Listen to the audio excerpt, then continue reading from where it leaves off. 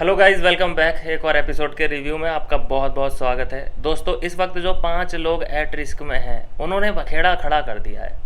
खासकर मैं बात करूंगा पेमला के बारे में। पेमला से अपनी हार बर्दाश्त नहीं हो रही है, या वो अपने अंदर की भड़ास है उसे निकाल देना चाहती है, क्योंकि उसे ऐसा लग रहा है कि भाई वो इस जजमेंट डे पे निकलने वाली है। तो मैं अपने अंदर बर्डन क्यों रखूं, मैं तो एक दो को पेल के जाऊंगी और एक दो की पोल पट्टी खोल के जाऊंगी और अपनी असलियत सबके सामने खोल के जाऊंगी। और अब वो वैसा ही करती हुई नज़र भी आ रही है। उसने खाना खाते समय, सब जब एक साथ खाना खाते हैं तो इससे अच्छा मौका उसे मिला नहीं और उसने ट्रोल करना शुरू कर दिया। सबसे पहले तो जिन लोगों को पकड़ा उन्होंने उनकी तारीफ़ें करी, राम की भी तारीफ़ कर दी, श्रेया की तारीफ़ कर दी, वगैरह वगैरह। लोगों को लगा कि हाँ ये ठीक जा रही है, अपनी जो है ये फेयरवेल स्पीच दे रही है, कोई नहीं। लेकिन लैला के बारे में जब उसने बोलना शुरू किया तो सब लोग समझ गए इसका इस वक्त मोटिव क्या है ये सारी बकलोली करने का। और लैला भी समझ गया कि यहाँ पर अब क्या चल रहा है। वो निकला वहाँ से कि भाई मैं इस चीज़ को फेस नहीं कर सकता, मैं इस गंदगी में कंकड़ पत्थर और नहीं मार सकता, पहली बात। लेकिन जब आरुष आया था उसने एक बात बोली थी कि देख भाई तू पीछे क्यों हट रहा है, हमने तुझे देखा है कि तू तो लड़ाई दंगा कुछ भी फसाद होता है तू बढ़ चढ़ के हिस्सा लेता है, अपनी बात रखता है, तू एकदम रिवेल हो जाता है। लेकिन यहाँ पर ऐसा लग रहा है कि तू लड़ाइयों से भाग रहा है, अपना पीओवी शेयर नहीं कर रहा है, स्टैंड नहीं लेता है तू अपने लिए। यहाँ पर वैसा ही होता हुआ हमें दिख रहा है। लेकिन प्रॉब्लम ये है कि क्या ये गेम उस तरीके का है, ये जो लॉकअप है ये क्या उस तरीके का गेम है कि यहाँ पे तुम अपना स्टैंड लोगे, अपना ओपिनियन रखोगे तो तुम्हारा आगे जाना एक गारंटी बन जाता है? क्या वाकई ये शो उस तरीके का है? मुझे नहीं लगता। ये शो ज़रूर फ़ायदा करता है कि तुम स्टैंड लो, लड़ाइयाँ करो, थोड़ी सेक्सी बातें करो, ये चीज़ें जो हैं चैनल को फ़ायदा करती हैं और जो मेकर हैं उनको भी फ़ायदा होता है इन सारी बातों का। भाई अगर लड़ाई दंगा नहीं होगा, बैक बिचिंग नहीं होगी, गाली गलौच नहीं होगा, गंद नहीं फैलाया जाएगा तो चैनल कहाँ से चल जाएगा? यही सारी चीज़ें नेगेटिविटी देखने के लिए ही तो ऐसी चीज़ें। अब आपने देखा होगा कि फ़राह खान ने लास्ट में, पहले तो उसका स्लोगन ये होता था कि डोंट ब्रेक माई रूल, लेकिन लास्ट में वो क्या कह के गई है कि break my rule, all break my rule. उसको भी पता है कि मुझे इन लोगों से क्या चाहिए। अब रूल गया तेल लेने, ब्रेक कर दो सारे रूल, गाली गलौच दो एक दूसरे को, लड़ाई झगड़ा करो, हम बाकी बाद में तुम्हें डांट वांट देंगे और लोगों को लगेगा कि हाँ हम तो वायलेंस के खिलाफ हैं। लेकिन सबसे ज़्यादा पसंद करते हैं ये लोग वायलेंस, प्रमोट करते हैं, मौका देते हैं वायलेंस करने का, चुगली करने का, पूरा पूरा मौका देते हैं। अब आ जाते हैं मेन मुद्दे पे कि क्या ये वायलेंस करने से, गाली गलौज करने से, पोल पट्टियाँ जो खोल रहे हैं, ये एक दूसरे की पैंट उतार रहे हैं, इस चीज़ से क्या इन्हें कोई फ़ायदा होने वाला है? बिल्कुल भी नहीं। फ़ायदा इन लोगों को नहीं, चैनल को होने वाला है, मेकर्स को होने वाला है फ़ायदा। देखो लास्ट में डिसाइड तो वही चीज़ें करेंगी ना कि तुम्हें एक टास्क दे दिया जाएगा और उस टास्क में जो कंप्लीट कर लेगा वो जीत जाएगा। हम देख रहे हैं जो कल होने वाला जो टास्क है उसमें लैंड माइन्स बिछाई गई हैं, उनके ऊपर चलना है, जिसका चलते चलते पैर गलत जगह पर रख गया और वो लैंड माइन फट गई तो वो बंदा बाहर हो जाएगा। ये है गेम प्लान इनका। अब जो लैंड माइन की तारें हैं, जो कंट्रोल है, वो किसी मेकर के ही पास तो होगा, किसी ऑपरेटर के ही पास तो होगा। तो वो तो जिस मर्जी को चाहे निकालें, जिस मर्जी को चाहे रखें। उनका मन है यहाँ पे ऑडियंस का मन या कंटेस्टेंट का कैसी जर्नी रही कंटेस्टेंट की, ये सारी चीज़ें मायने नहीं रखती। मायने सिर्फ जो अंदर मेकर्स हैं, चाहे फ़राह खान की मर्ज़ी चल रही हो वहाँ पे, चाहे रितेश देशमुख की मर्ज़ी चल रही हो, हमें नहीं पता, लेकिन मेकर्स का ही चॉइस का कोई बंदा आगे जाता चला जाएगा। और सबसे ज़्यादा चांस मुझे श्रेया कालरा के लग रहे हैं, क्योंकि स्क्रिप्टेड तरीके से जो लिंक मुझे जुड़ा हुआ नज़र आ रहा है वो श्रेया कालरा के साथ जो है संबंध फ़राह खान के बहुत प्यारे हैं, अच्छे हैं। ये एक बिजनेस इनकी डील हो चुकी है। वो लिंक भी ये दोनों सेम अपने अकाउंट से शेयर करते हैं, सेम लिंक है वो, तो इसलिए जोड़ा जा रहा है कि बहुत चांस है कि श्रेया कालरा को ये लोग विनर बना दें, क्योंकि उसमें ऑडियंस कुछ नहीं कर सकती, उसमें हम तुम कुछ नहीं कर सकते। अब आपने देखा होगा कि जब जजमेंट डे होता है उसमें कि भैया जो पहले बजर दबा देगा वो अपना सीक्रेट रिवील करेगा और वो सेफ हो जाएगा, यही बात होती है। अब वहाँ पर जब वो बजर दबाते हैं तो कौन कौन डिसाइड करता है कि इसने पहले दबाया या इसने बाद में दबाया? यही लोग डिसाइड करते हैं ना, हम तो उसमें कुछ नहीं कर सकते, ना ही ये रिप्ले दिखाते हैं, ना स्लो मोशन करके दिखाते हैं। कई बार ऐसा देखा गया है कि थोड़ा सा वो हमें धोखाधड़ी वाला केस लगता है। और अब जो कल लैंडमाइन बिछने वाली हैं, जो कल हमें हमें दिखेगा कि शिल्पा शिंदे बाहर होती हुई दिखाई देगी, और हो सकता है कि पेमला, हाँ, चौधरी, आकांक्षा चौधरी भी जाती हुई कल दिखाई दे सकती है। कल 2-3 लोगों का जाना पक्का है। तो जब लैंडमाइन वो फटेगा तो वो ऑपरेटर ही ऑपरेट कर रहा होगा ना, और वो ऑपरेटर को पहले ही बोल दिया होगा फराह खान ने कि भाई इस बंदे को निकालना है, ये 2-3 बंदे हैं, इनको निकालना है, बाकी को अपनी मंजिल पे जाने दे। सिंपल है ये गेम। यहाँ अगर मैं तो शुरू से एक बात कहता आया हूँ और अपने हर एपिसोड में मैंने यही बोला है कि मैं तो उस रियलिटी शो को मानता हूँ जिसमें जनता इन्वॉल्व होती है, जिसमें जनता डिसाइड करती है कि कौन आगे जाएगा, कौन पीछे रहेगा, कौन डिज़र्व करता है, कौन डिज़र्व नहीं करता। खैर, पेमला ने इल्ज़ाम लगाया राम के ऊपर। राम की बेतुकी लड़ाई थी, क्योंकि राम को कोई इतनी हमदर्दी जिसके लिए वो लड़ रहा था, लैला के लिए, क्या वो इतना अच्छा दोस्त मानता है लैला को, जो कि वो पेमला से लड़ने पहुंच गया? कोई दोस्त नहीं है वो उसका, खाली उसके दिमाग में आया फितूर फालतू का, उसे तो बैड वर्ड बोलने का मौका चाहिए राम को।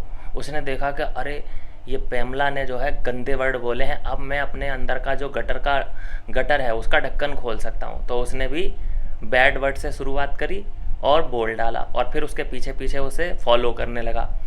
वो भाग रही है, वो फॉलो कर रहा है। आप समझ रहे हैं कि कितना भाई ये क्या गंद फैला के रखी है। और इसमें भी राम को सही ठहराया जा रहा है मुझे, हालांकि ना पेमला सही लग रही है ना राम सही लग रहा है। पेमला भी बिल्कुल गंदे स्तर पे जाके लड़ रही है, राम भी बिल्कुल गंदे स्तर पे ही है। वो भी चुम्मियाँ शुम्मियाँ आज भी उसने हक करा है, पेमला को बिल्कुल गले लगा लिया, भींच लिया उसने, मौका किसी के साथ नहीं छोड़ता है वो। तो हमने देखा है कि ना ही जर्नी हमें राम की सही लगी है, ना पेमला की अच्छी है जर्नी, लेकिन फिर भी राम को इस पूरे इंसिडेंट पे क्लीन चिट दी गई है। उसमें पेमला को झाड़ लगाई गई है, झाड़ा गया है कि तुम ऐसे रिएक्ट कर रही थी जैसे वो तुम्हारे ऊपर चढ़ रहा है, तुम ऐसे भाग रही थी, तुमने ऐसा विक्टिम कार्ड प्ले किया। अरे नहीं यार, इतना बंदा क्लोज आ रहा है जिससे तुम इतनी नफरत करते हो, वो यहाँ पर आ रहा है तुम्हारे, तुम ज़रूर उससे बचना ही चाहोगे। और वाकई में वो बहुत चढ़ रहा था पेमला के ऊपर। हालांकि पेमला भी मुझे पसंद नहीं, राम भी मुझे पसंद नहीं, लेकिन राम उस वक्त बहुत ज़्यादा अपने आप को, पता नहीं क्या उसके दिमाग में आया, जबकि उसे पता ही नहीं है कि मैं क्यों लड़ रहा हूँ, किसके लिए लड़ रहा हूँ। अगर रितेश पूछ सकते हैं ये सवाल तो पूछ सकते हैं ना, ये वाजिब सवाल है कि राम तुम्हें पता था कि तुम किससे लड़ रहे हो, क्यों लड़ रहे हो? पहले वो पेमला से लड़ा, उसके ऊपर उसने चार्ज करने की कोशिश करी, जबकि उसे पता ही नहीं है कि बात क्या है। फिर वो पूछने जा रहा है लैला से कि क्या बात थी, तूने ये बोला कि नहीं बोला। और जो बोला है लैला ने वो तो बहुत छोटी चीज़ है, उसका इतना बड़ा इशू। अगर उसने ये बोला है कि भाई सबसे पहले इन लड़कियों को बाहर करो, क्या गलत बोला है? कौन सी भाई इतनी गंदी गंदी तुमने गालियाँ दे के रखी हैं इस घर में, नॉर्मल कॉन्वर्सेशन में तुमने गालियाँ दी हैं, उसका इशू नहीं बना। यहाँ पर उसने बोल दिया कि इन लड़कियों को पहले बाहर निकालो, और वो भी रिप्लाई में दिया था।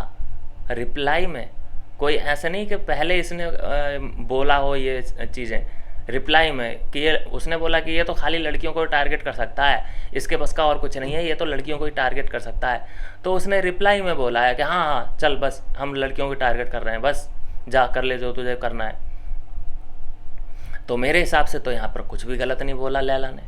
लेकिन राम को ना ए का पता ना जेड का पता, और वो कूद गया लड़ाई में। पता नहीं फुटेज लेने के लिए कूदा या उसका टेस्टोस्टेरोन ज़्यादा बूस्ट हो रहा था उस वक्त। खैर ये बेफजूल की लड़ाई है। इस लड़ाई से ना पेमला को फ़ायदा होने वाला है, ना राम को फ़ायदा होने वाला है। भाई डिसाइड तो आखिरकार जो आगे जाएगा, कौन पीछे रहेगा, वो तो मेकर्स ही डिसाइड कर रहे हैं वहाँ पे। और पत्ता पत्ता इधर से उधर करना कि इस पत्ते में सिक्योर लिखा है, इस पत्ते में एट रिस्क लिखा है, ये सारी बुलशिट चीज़ें डिसाइड करेंगी कौन आगे जाएगा, कौन पीछे जाएगा। कल लैंडमाइन बिछाए जाएंगे, लैंडमाइन पे चलो और जिसका फट गया वो बाहर। वाह।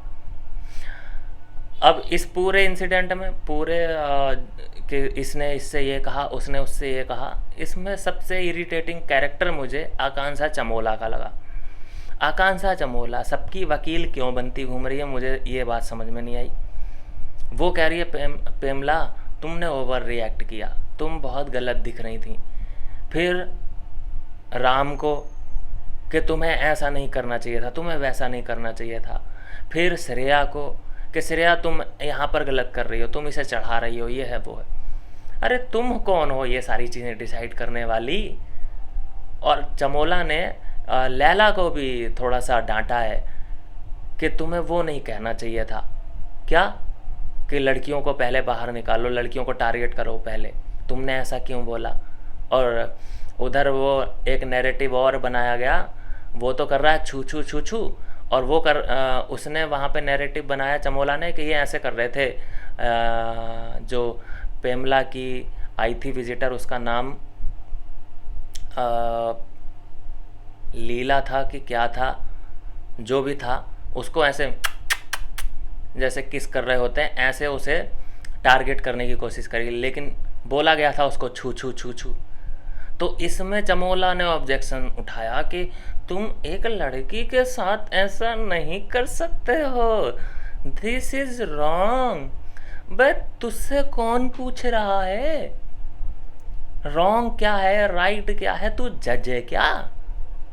चमोला इतनी जजमेंट दे रही है ना सभी की लड़ाई में, ये जजमेंट अपना पास कर रही है।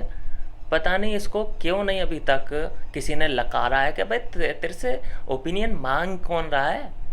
श्रेया भी यही कह रही है कि देखो ये क्या बकलोली कर रही है, मेरे हर लड़ाई में हमें चमोला दिख जाएगी, जज करती घूम रही है सबको कि तू गलत दिख रहा है, तू गलत दिख रहा है, तूने ये गलत बोला, तूने वो गलत बोला, तुझसे कौन पूछ रहा है, तू है कौन, तू अपना गेम देख, तू कहाँ पे खड़ी है, जरा सी तू सिक्योर क्या हो गई, तू अपने आप को वो समझने लग गई। अगर तू इस वक्त एट रिस्क में होती ना, पतलून तेरी गीली हो जाती, ढीली नहीं, तेरी पतलून गीली हो जाती। ये मैं देखता हूँ कि जब चमोला एट रिस्क में होती है ना तो इसके तेवर अलग होते हैं, और जब ये सिक्योर होती है तो फिर ऐसे जजमेंट देती है कि मैं तुम्हारी रानी हूँ, तुम सब मेरी दासी हो, और तुम्हारे अंदर तो कोई दिमाग है नहीं, मेरे अंदर दिमाग है, जो मैं बोलूँगी वही होगा। ऐसा ये प्रिटेंड करवाती है। बहुत पूरा एपिसोड इसी में खींचने की कोशिश करी पहली बात, और हम एक पैटर्न बनता हुआ देख रहे हैं। जहाँ 1 घंटे का एपिसोड होना चाहिए था, वहाँ पे हमें 45 मिनट का एपिसोड देखने को मिला। मतलब ये ज़्यादा दिन खींचना चाहते हैं। कल हो सकता है 45 या 40 मिनट का देखने को मिले, क्योंकि ये जो हमें आज चीज़ें दिखाई जा रही हैं ना, ये 1 हफ्ता पहले ही ये शूट करके घर में बैठ चुके हैं, ये सब अपने अपने घर जा चुके हैं। बस एक लास्ट वाला शूट होना बाकी रह गया है, और वो किसी स्टेज पे होगा, और वो स्टेज वहीं पे है, मुंबई में शूटिंग होगा, या वो जो जेल दिखाई जा रही है वहीं पर होगा, ये देखना पड़ेगा। लेकिन हम जो आज चीज़ें देख रहे हैं ना, ये 1 हफ्ता पहले ही रैप अप हो चुकी हैं। हम तो ये बासी भात खा रहे हैं, इसीलिए ये बासी भात कोई खाना नहीं चाहता। कई जगह से आवाज़ भी उठ रही हैं, यूजर्स पूछ भी रहे हैं, फैंस में नाराज़गी है इसी बात की कि भाई ये क्या है, शूटिंग इतना जल्दी तुमने कर ली, पहले ही कर ली, और उसके बाद तुम 1 हफ्ता डिले तुम्हारा प्रोग्राम चल रहा है, दिखाया तुम दिखा आज रहे हो, कितना डिले चल रहा है तुम्हारा प्रोग्राम भाई। खैर कोई बात नहीं, जो आ रहा है उसे कंज्यूम तो करना ही पड़ेगा। आज हमें हर्षद और शिवांगी का कोई फुटेज, कोई भी कॉन्वो हमें सुनाई नहीं दिया, दिखाई नहीं दिया। काटी जा रही है उनकी फुटेज या क्या हो रहा है पता नहीं, लेकिन जैसा माहौल बनाया उन दोनों के खिलाफ, उन्होंने भैया एक दूसरे के साथ बैठना भी बंद कर दिया।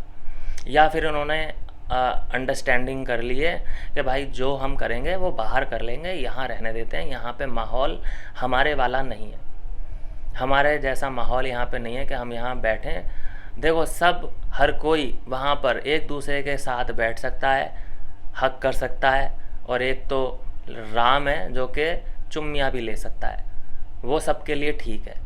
लेकिन ये दोनों अगर बैठ जाएं और बात कर लें या किसी के लिए बोल लें तो एक अलग नैरेटिव बन जाता है, सब चिढ़ने लगते हैं। शिल्पा से लेके श्रेया से लेके अभी शिल्पा भी शांत है, श्रेया भी शांत है, अब नहीं बोल रही है हर्षद या शिवांगी, हर्षद शिवांगी अब नहीं आ रहा है जुबान पे नाम। क्यों? क्योंकि हाँ अब कलेजे को ठंडक मिल गई ना, अलग हो गए वो दोनों। अलग नहीं हुए हैं मतलब अब दिखते नहीं हैं साथ में, तो जब दिखेंगे नहीं साथ में तो जो दिल जलता था पहले वो अब नहीं जलेगा, तो इसलिए शांत हैं। अभी एक और अलायंस जो हमें टूटता हुआ दिख रहा है शिल्पा और श्रेया का। श्रेया का स्क्रिप्टेड तरीके से अपना गेम खेलना, शिल्पा भी अपना स्क्रिप्टेड तरीके से खेल रही थी, लेकिन उसे समझना चाहिए कि मेरा पाला किससे पड़ा है। दोनों ही किसी से कम नहीं है। शिल्पा को ये बात पहले से ही पता था, और जहाँ पर श्रेया शिल्पा साथ में हो वहाँ पर ये दोनों फिर एक दूसरे के खिलाफ होनी ही होनी थी। ये कैसे एक दूसरे की फ्रेंड बन सकती हैं? और अब हमें वो श्रेया जो है इतनी क्यूट हरकतें करती हुई दिखाई दे रही है कि अरे देखो देखो मैं तो क्यूट हरकतें कर रही हूँ, चॉकलेट दे रही हूँ शिल्पा जी को, ताकि जजमेंट डे पे कहने को हो जाए या कोई सवाल पूछे मुझसे तो कहने को हो जाए कि मेरे साथ मेरी फ्रेंड थी शिल्पा। क्योंकि ये लोग एक टैग लेके जाने वाले हैं यहाँ से कि भाई तुमने इतने दिन 40-45 दिन एक जगह पे बिताए 15-16 लोगों के साथ, और तुम्हारा एक दोस्त नहीं बन पाया, सोचो तुम कैसे हो। ये जो टैग है ये बहुत भद्दा टैग है। तो शिल्पा तो इस टैग को ऑन कर लेगी, वो तो कह देगी हाँ नहीं बना, बता क्या कर लेगा। श्रेया को थोड़ी सी तकलीफ़ होगी, तो उसी चीज़ को हटाने के लिए अब शिल्पा से ये दोस्ती रखना चाहती थी एंड तक, कि कम से कम मैं ये बोल पाऊँ कि भाई शिल्पा मेरी दोस्त बनी और वो देखो लास्ट तक मेरी दोस्त है। अब शिल्पा भी इसकी असलियत पहले से भी जानती थी, पता नहीं क्यों आंखें मूंदे बैठी थी, क्योंकि पहले शिल्पा को ज़रूरत थी श्रेया की, लेकिन अब ज़रूरत नहीं है क्योंकि अब तो एंड हो चुका है गेम का, तो वो इसको भी साइड कर देना चाहती है। ये मत कहिए इसमें कि कोई विक्टिम है एक दूसरे का, नहीं, ये दोनों ही एक दूसरे को यूज कर रही थी। वो अपनी दोस्ती के लिए यूज कर रही है कि मैं कह सकूं बाहर जाके कि शिल्पा मेरी बेस्ट फ्रेंड है और मैंने अपना एक दोस्त कमाया है इस शो में, वो कहने के लिए। और शिल्पा उसे जब तक ज़रूरत थी, क्योंकि वो वाइल्ड कार्ड एंट्री आई थी, तो उसे एक अंदर स्टेबल होना था और उसे एक चमचा टाइप भी चाहिए था। अब हुआ क्या कि श्रेया जो है उठने लगी, शिल्पा से बड़ी दिखने लगी, तो इनसिक्योरिटी तो आनी है शिल्पा के अंदर भी कि भाई बॉस मैं हूँ यहाँ पर, ये मेरी बॉस कैसे दिख रही है। श्रेया कालरा शो थोड़ी ना चलाना है मेरे को यहाँ पे, मैं तो इसकी मैनेजर लग रही हूँ, ये मेरी बॉस लग रही होगी, इसलिए दूरी बनाई है और कोई रीज़न हो ही नहीं सकता। क्या किया है श्रेया ने शिल्पा के साथ? बुरा क्या किया है? कुछ भी बुरा नहीं किया है भाई, ज़्यादा बुरा नहीं किया है कि तुम दोस्तियाँ ही तोड़ लो। तो ये जो इन दोनों की लड़ाई है ये सिर्फ जेलसी की है, और दोस्ती कभी थी ही नहीं। पहली बात वो एक अलायंस था इनमें, पार्टनरशिप कह सकते हैं उसको, लेकिन उसे दोस्ती का नाम नहीं दिया जा सकता। आकांक्षा चौधरी के बारे में मैं कहूँगा कि वो डिज़र्व करती थी टॉप 3 में जाना श्रेया की जगह, क्योंकि श्रेया ने खेला है फेक गेम और जो चौधरी है वो रियल गेमर है, उसने रियलिटी दिखाई है, जो भी उसके इमोशन थे वो सच्चे थे। लेकिन जो श्रेया है इसका स्क्रिप्ट था, एक पूरा स्क्रिप्ट तैयार करके लाई थी कि शुरू में मुझे सबसे लड़ाई करनी है, लड़ाई करते करते जब इसे समझ में आया कि भाई वोट यही लोग देंगे, यही लोग बचाएंगे, फिर इसने माफ़ियाँ मांगना शुरू किया है, सबसे माफ़ियाँ मांगी हैं। और फिर बीच में विक्टिम कार्ड भी प्ले किया कि अरे यार ये तो मेरे को वैम्प समझते हैं, पता नहीं मैं तो इनको खा जाऊंगी, जिन्हें क्या होगा। और अब जो है क्यूट हरकतें करती हुई भी दिखाई दे रही है कि लो मेरी चॉकलेट खा लो, चॉकलेट के साथ नोट्स भी अब साझा कर रही है। तो ये पैटर्न क्या समझ में नहीं आ रहा है, लेकिन जनता कुछ नहीं कर सकती इस मामले में। जनता के हाथ में कुछ नहीं है, जो भी है मेकर्स के हाथ में है। किसे आगे लेके जाएंगे, किसे धक्का दे के बाहर निकाल देंगे। डिज़र्विंग और अनडिज़र्विंग का मेकर्स की नज़रों में कोई बड़ा इशू है ही नहीं। ये तो हम लोग सोचते हैं कि ये डिज़र्व करता था यार, वो नहीं, वहाँ पे चलता है फेवरेटिज़म। फेवरेटिज़म में टीवी एक्टर भी बन सकता है विनर, और श्रेया कालरा जैसे भी बन सकते हैं जिन्होंने स्क्रिप्ट यहाँ पर पूरी प्ले करी है। मेरे हिसाब से शिवांगी की जर्नी देखने में बहुत मज़ा आया। रियल जर्नी थी उसकी, इमोशन बहुत ख़तरनाक बढ़िया थे। शिल्पा को काउंटर किया था उसने, जो कि शिल्पा सब पे भारी पड़ रही थी, वहाँ पर काउंटर किया है शिवांगी ने अपने शब्दों की गरिमा को रखते हुए। सबने अपनी सीमाएं लांघी हैं, अपने शब्दावली पे किसी ने भी कंट्रोल नहीं दिखाया है, लेकिन अपने दायरे में रहते हुए जो शिवांगी ने अपनी भाषा, अपनी वाणी से लोगों के दिल जीते हैं और कायदे में रह के जो पेला है शिल्पा को और श्रेया को, नीचा दिखा दिया बिल्कुल, वो काबिले तारीफ़ है। और वही मेरे लिए एक एपिक मोमेंट था, जहाँ पर ये दो औरतें सब पे भारी पड़ रही थीं, वहाँ पर एक अकेली शिवांगी इन दोनों पे भारी पड़ गई, बिना बदतमीज़ी किए। तो मेरे लिए विनर है शिवांगी। शिवांगी मेरे लिए विनर है, उसकी जर्नी को देखते हुए, नीड एंड क्लीन जर्नी को देखते हुए। बाकी लोगों ने फालतू की कंट्रोवर्सी करने की कोशिश करी, फालतू की लड़ाई, फालतू का विक्टिमाइज अपने आप को करने की कोशिश करी। और जैसा कि हमें पता है, जो टॉप 3 में गए हैं योगेश, श्रेया कालरा और शिवांगी जोशी, जिसमें योगेश की जर्नी नहीं लगती मुझे उतनी प्रभावित, उसने कोई इतना प्रभाव नहीं छोड़ा है अपनी जर्नी से। ये भी कह सकते हैं कि उसे मौके कम मिले, क्योंकि वहाँ पर कोई उसके टक्कर का बंदा है भी नहीं, और उससे कोई ना लड़ने आया ना कोई भिड़ने आया। सबने योगेश से दूरी बना के रखी, खासकर उस टास्क के बाद जब वो उठा के ताकत देख ली भाई सबने उसकी, उठा के उस बंदे को, क्या नाम था उसका, धीरज धूपर को उठा के जो रख रहा था वो गेंद की तरह, उसके बाद तो किसी ने भी योगेश से पंगा लेने की कोशिश ही नहीं करी, तो उसे मौके भी कम मिले। और बात रही श्रेया की, तो वो तो स्क्रिप्टेड तरीके से गई है फेवरेटिज्म के चलते। शिवांगी का ये सुनने में आया है, जो कि आ रही है अपडेट, के भाई एक को ही जाना था दोनों में से, एक हर्षद और शिवांगी। तो हर्षद को चॉइस मिली, दोनों को चॉइस मिली होगी या हर्षद को मिली कि भाई तुम दोनों में से कोई एक ही टॉप 3 में जा सकता है, और तुम्हारे ऊपर है कि तुम कौन अपने आप को आगे लेके जाएगा, दोनों डिसाइड कर लो। तो वहाँ पर अपने आप को भैया उसने सेक्रीफाइस कर दिया हर्षद ने, और हर्षद ने चांस दे दिया शिवांगी को, जो कि वो डिज़र्व भी करती थी आगे जाना। लेकिन वहाँ पे बलि जो चढ़ी है हर्षद की, वो उसे बैकलैश ज़रूर मिलेगा इसके लिए कि भाई तूने उस लड़की के लिए बैकआउट कर लिया, अब वो लड़की भी मान ले तुझे बाहर आके ना मिली तो वो अपनी ट्रॉफ़ी लेके हंसते हंसते घर चली जाएगी, और उसके 36 दोस्त हैं मान ले, बहुत सारे दोस्त हैं, और उन दोस्तों की भीड़ में तू दिखाई ना दिया तो सवाल बहुत बड़े बड़े खड़े हो जाएंगे भाई साहब। तो यह है दोस्तों आज के एपिसोड का रिव्यू, कैसा लगा ज़रूर बताएं। मिलते हैं नेक्स्ट वीडियो में नई अपडेट के साथ।